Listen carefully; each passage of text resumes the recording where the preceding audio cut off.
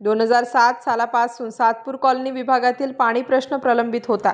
त्यावेळच्या महापौर व नगरसेवक यांच्या पुढाकाराने सातपूर कॉलनीत अमृतमणी पाण्याची टाकी मंजूर करण्यात आली व त्या टाकीचे पाणी संपूर्ण सातपूर कॉलनी, विनायक संकुल, सावरकर नगर, एकता मित्र मंडळ, जुनी सातपूर कॉलनी यांना 3 तास सकाळी 6 ते 9 वाजेत पाणी सोडण्याचा ठराव नाशिक महासभेत झाला। तरीही सातपूर मनपा अधिकारी वर्ग हे पाणी आता वेळेच्या आधीच बंद करून दुसऱ्या विभागात सोडत आहेत। तरी सातपूर कॉलनीच्या हक्काचं पाणी त्यांना पूर्ण वेळ भेटत नाही। संबंधित अधिकारी यांना जाब विचारला असता ते उडवाउडवीची उत्तरं देतात।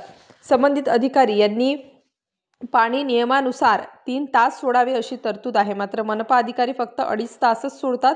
त्यामुळे महिला वर्गाचे प्रचंड हाल होत आहेत। तरी विभागीय अधिकारी यांनी या विषयात लक्ष घालून हा विषय मार्गी लावावा अशी मागणी महिला वर्गातून होत आहे। तरी हा पाण्याचा प्रश्न लवकरात लवकर सोडवावा, अन्यथा आंदोलनाचा इशारा योगेश बंटी लभडे यांनी दिला आहे। तर सातपूर कॉलनी परिसरातील नागरिकांनी त्यांच्या मागणीचे निवेदन सातपूर कार्यालयात आले आहे। नक्कीच या निवेदनाची दखल सातपूर मनपा कार्यालय कायदेशीर बाबी तपासून घेणार असल्याची माहिती मनपा विभागीय अधिकारी सुनीता कुमावत यांनी दिली। या प्रसंगी योगेश लभडे, मिलिंद कांबळे, मनोहर करतकाळ, फिरोज सय्यद, विकास गिरणारकर, सुमित खिराडकर, मंगला शिरोडे, उज्ज्वला देशपांडे, रमेश अहिरे, प्रवीण पटेल, निर्मला गायकवाड, योगिता जगताप, दुर्गा राऊतकर, अश्विनी खलाणे, वर्षा लभडे, रुपाली खराटे, लता खिराडकर, उमा जोशी, पूनम चौधरी, दगुबाई जाधव, अनिता भंगाळे आदी सातपूर कॉलनी परिसरातील नागरिक व महिला मोठ्या संख्येने उपस्थित होते। भाऊ, आज आपण विभागीय अधिकाऱ्यांना पाणी संदर्भात निवेदन दिलेले, काय सांगा? गेल्या 1974 पासून सातपूर कॉलनी ही अस्तित्वात आलेली आहे। त्या टायमापासून कॉलनीमध्ये 2007 साली पाण्याची टाकी सँक्शन झाली। पाण्याच्या टाकीचा असा विषय होता की तिथं पाणी वर चढत नव्हतं, लोकांना पाणी येत नव्हतं, पोस्ट येत नव्हता। त्या प्रॉब्लेममुळे लोकांनी पाण्याची टाकीची मागणी केली। त्या टायमाच्या नगरसेवकांनी पाण्याची टाकी तिथं कॉलनीमध्ये बसवली। ती फक्त कॉलनीवासियांसाठी पाणी पुरवत 3 तास पाणी येईल 6 ते 9 या वेळेनुसार। पण इथल्या मुजोर अधिकाऱ्यांनी ते पाणी 6 ते 8.5च ठेवलं। अर्धा तास पाणी म्हणे ते महादेववाडीला आम्हाला ट्रान्सफर करावं लागतं म्हणे। त्यांनी नवीन प्रयोग केला त्याच्यामध्ये। ऑलरेडी जगतापवाडीला, महादेववाडीला 2 टाइम पाणी येतं। त्यांना आमचं पाणी डायव्हर्ट करायची काहीच गरज नव्हती। त्याच्यामुळे ज्या महिला आहे त्यांना सकाळी उठून मुलांचे डबे, नवऱ्याचा डबा, परत आपलं मुलं बाळांचं सगळं पाहावं लागतं। त्या याच्यात त्या महिलांचं पाणी भरणं 8:30ला जे पाणी जातं, हे पाणी महानगरपालिकेने चुकीचा निर्णय घेतलेला आहे। हा निर्णय त्यांनी रद्द करावा। 6 ते 9 हे पाणी कंटिन्यू ठेवावं, नाही तर जन आंदोलन उभारण्यात येईल। दादा, आजपर्यंत आम्हाला कधी असा प्रॉब्लेम आला नाही, पण आम्ही प्यायचं पाणी भरायला गेलो की नळ सोडला की पाणी बंद जातं। मग पाणी प्यायचं कुठून आलं? करायचं काय? सगळीकडे 2 टायमाचं आहे तर लहान लहान मुलं घरामध्ये त्यांची टिफिन करायचे का पाणी भरायचं? आणि आम्हाला 9 वाजेपर्यंत पाणी फिक्स पाहिजे। मध्ये पाणी द्या म्हणजे 3ऱ्या मजल्यावर पाणी चढेल। ते म्हणतात 3ऱ्या मजल्यावर नाहीये, मग बिल कसं घेताय? घरपट्टी कसं घेताय? पाणीपट्टी कसं घेताय? मीटर कसे लावले तुम्ही?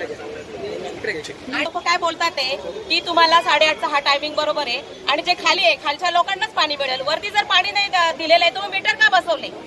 ते आमच्याकडनं पाणीपट्टी कशी घेतात ते? मग आता ते म्हणतात की आम्ही तुम्हाला अर्धा तास पाणी वाढवून देतो, ठीक आहे, पण आम्हाला जे पाणी वाढवून दिलेलं आहे त्याच्यामध्ये जे पाणी सोडतात ते सुद्धा चुकीचे कामं करतात। ते 8चं पाणी हे 8:30 पर्यंत थांबतच नाही कधी। आता आम्हाला 6ला तर पाणी येत नाही, 6:30ला पाणी येतं, त्याच्यातही 8:15ला पाणी गेलेलं आहे। आज 3 दिवस झालेले आहे। जे नागरिक आहे खाली त्यांना पाणी मिळतं, मग वरचे जे वरती राहतात त्या लोकांनी काय करायचं?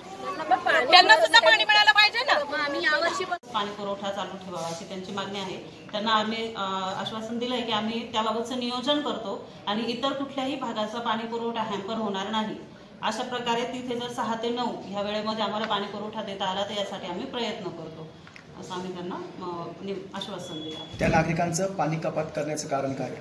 आपल्याकडे महादेववाडी भाग आहे, तिथे पाण्याची भरपूर तक्रार होती आणि त्यामुळे आपण मागच्या 1 वर्षापासून त्या भागातला पाणी पुरवठा सुरळीत करण्याचा प्रयत्न करतो आहे।